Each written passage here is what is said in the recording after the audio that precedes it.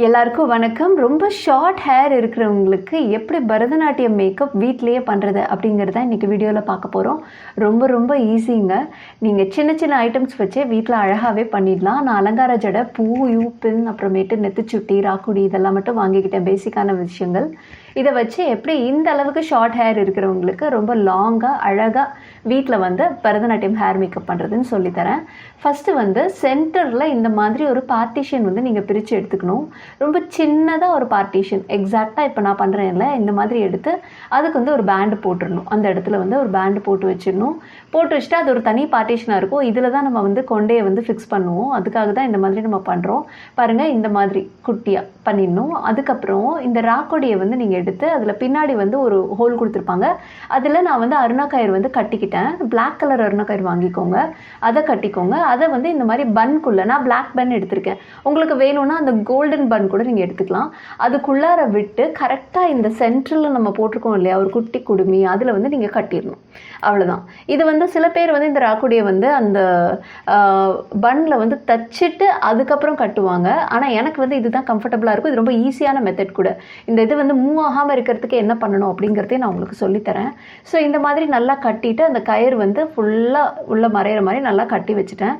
கட்டினதுக்கப்புறம் நடுவில் இருக்கிற இந்த ராக்கொடி மூவ் ஆகாமல் இருக்கிறதுக்காக 2 யூ பின் எக்ஸ் ஷேப்பில் அதில் குத்திக்கிறேன். பாருங்கள், இந்த மாதிரி ஒரு யூ பின் எடுத்து 2 சைடும் அந்த பன்னோட சேர்த்து குத்த வரும். குத்தினீங்கன்னா குத்த வரும். ஸோ அதை குத்தி வச்சுட்டிங்கன்னா அது அசையவே செய்யாது. பர்ஃபெக்டாக இருக்கும். எப்படி தச்சு வச்சாங்களோ அது மாதிரி இருக்கும்.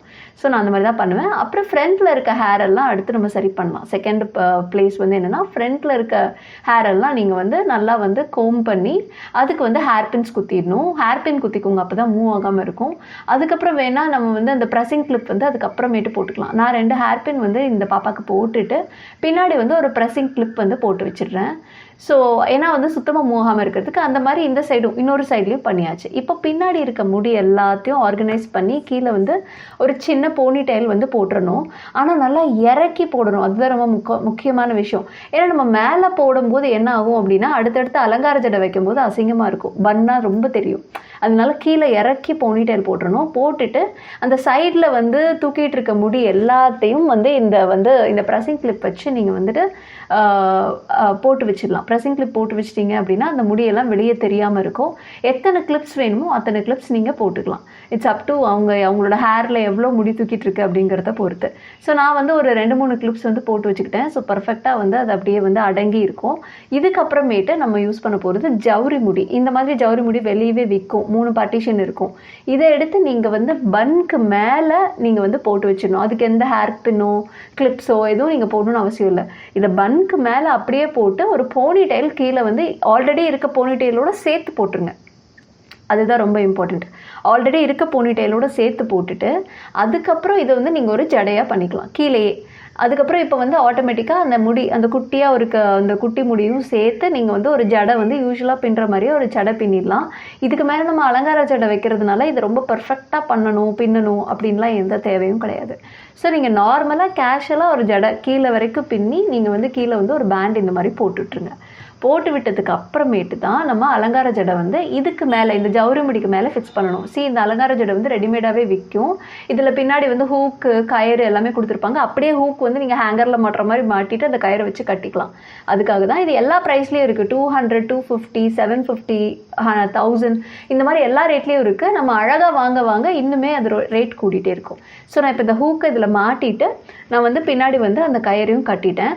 இவங்க கொடுத்துருக்க 2-3 கயிறு மட்டும் பத்தாது. ஸோ அங்கங்கே நானே அருணாக்கயிறில் பிளாக் அருணாக்கயிறு எடுத்து அதை நல்லா கட்டி வச்சுருக்கேன். அங்கங்கே இருக்க பிளாக் கயிறில் நீங்கள் கட்டி வச்சுருக்கேன். ஏன்னா அது மூவ் ஆகாமல் இருக்கணும்னு. இப்போ பூ அலங்காரம் பண்ணுறது.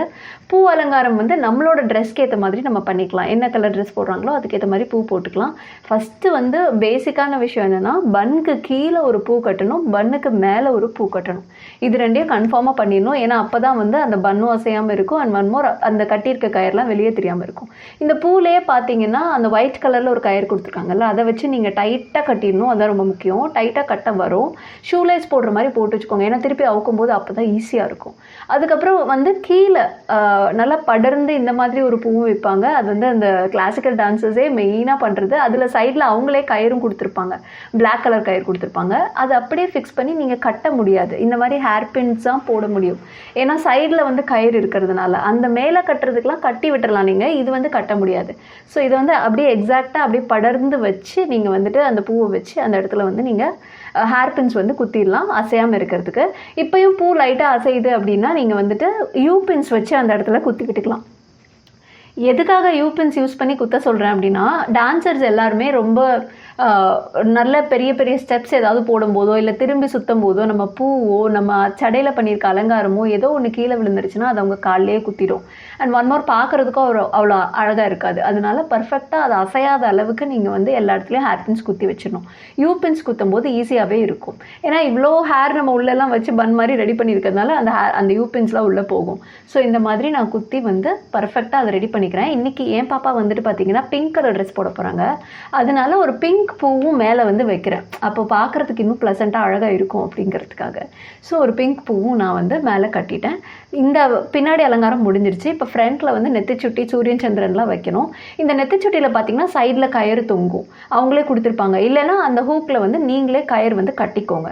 ஸோ இந்த கயிறை வச்சு தான் நம்ம ஹேர் பின் குத்த போகிறோம். பின்னாடி வந்து கயிறை கட்டணும். இதுதான் இதில் ரொம்ப இம்பார்ட்டண்ட்டான விஷயம்.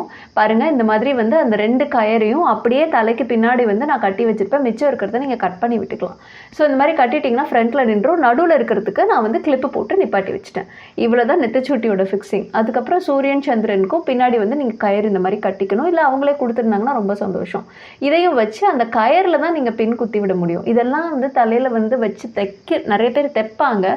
அந்த மாதிரிலாம் தைக்காதீங்க, அது ரொம்ப கஷ்டம். இந்த மாதிரி ஹேர் பின்ஸ் குத்தும் போது பிளாக் கலர் ஹேர் பின்ஸோ இல்லை பிளாக் கலர் ப்ரெஸ்ஸிங் பின்ஸோ தான் நம்ம குத்த போகிறோம். ஸோ அதனால வந்துட்டு எதுவுமே வந்து வெளியே தெரிய போகிறது இல்லை, நீட்டாக தான் இருக்கும். முக்கியமாக சின்ன பசங்களுக்கு பண்ணும்போது நீங்கள் தைக்கிறீங்கன்னா அது அவுக்கிறது ரொம்ப கஷ்டமாக இருக்கும். அதனால் இந்த மாதிரி சிம்பிளாக வந்து நீங்கள் பண்ணிக்கிட்டிங்கன்னா அவரும் அது ஃபிட்டிங்காக நிற்கும். அப்படியே வந்துட்டு நீங்கள் ஒரு தடவை செஞ்சு பார்த்தீங்கன்னா உங்களுக்கே அது தெரிஞ்சிடும் நான் என்ன சொல்கிறேன்னு. ஸோ இந்த மாதிரி ஹேர் பின்ஸ் எல்லாம் நீங்கள் குத்தி வச்சிட்டிங்கன்னா பார்க்குறதுக்கு ரொம்ப ப்ளசண்ட்டாக, அந்த மேக்கப் மட்டும் தான் தெரியும், இந்த பின்ஸ் எதுவுமே தெரியாது வெளியே வந்துட்டு. அவ்வளோ ப்ளசண்ட்டாக இருக்கும். ஸோ இப்போ இந்த எக்ஸ்ட்ரா இருக்க கயிறையும் நான் கட் பண்ணி விட்டுறேன். ஏன்னா ட்ரெஸ் போடும்போது இந்த பிளாக் கலர் கயிறு வந்து வெளியே தெரியும். அதனால வந்து அங்கங்கே இருக்க கயிறு, எக்ஸ்ட்ரா இருக்க கயிறுலாம் கட் பண்ணி விட்டால் ஃபைனல் லுக் இதுதான். பூ வரைக்கும் இந்த லுக்கு எவ்வளோ அழகாக இருக்குது பாருங்கள். அதே மாதிரி ஃபுல் ஜட லுக்கும் இதுதான். அவங்க பிங்க் ட்ரெஸ் போட்டிருக்காங்க அதனால மேலே பிங்க் பூவும் உங்களுக்கு அழகாக தெரியுது.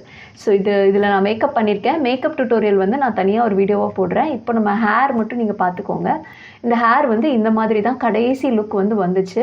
பார்க்குறதுக்கு ரொம்ப ப்ளசண்ட்டாக இருந்தது, ரொம்ப அழகாக இருந்தது. ஹேர் பின்ஸ் எதுவுமே உங்களுக்கு வெளியே தெரியாது. இது வந்து பின்னாடி வந்து அந்த ஜடை ஆடக்கூடாதுன்றதுக்காக அந்த ட்ரெஸ்ஸோடு சேர்த்து நாங்கள் கட்டி வச்சுருக்கோம். பட் இதுதான் ஃபைனல் லுக்கு.